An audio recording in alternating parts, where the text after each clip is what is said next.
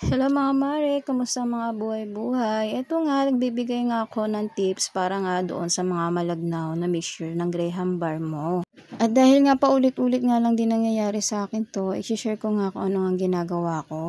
Pag ganyan nga ang texture, ibig sabihin malagnaw po yan. Naka-chill na rin yan overnight, halos one day na nga rin yan nakasarip.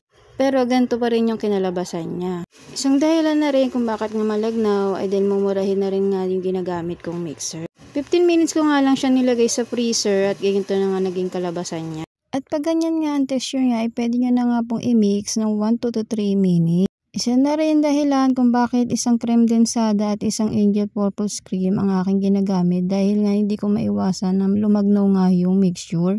Dahil nga mumurahin din lang ang gamit kong mixer, ay hiniram ko pa sa aking biyanan, ay ito na nga yung mixture na ginagamit ko. Isang creme densada, isang angel creamer, at 1/4 nga na condense. Sa susunod nga video ay gagawa nga ako ng costing at yung kinita ko nga sa isang Tupperware. Mabalik nga tayo dito sa mixture ulit. Ito nga yung kaninang lumagnaw at inilagay ko sa freezer at ayan nga yung naging kalabasan niya. Kita nyo naman na talaga namang nag-double nga yung mixture niya. Nag-stick na nga ako sa isang creme densada, isang angel creamer at 1/4 nga na condense. Dahil para sa amin, mas malasa siya compared nga doon sa dalawang creme densada. Mas malasa kasi pag may creamer kang nilalagay. Pero hindi rin naman tayo pare-pares ng panlasa.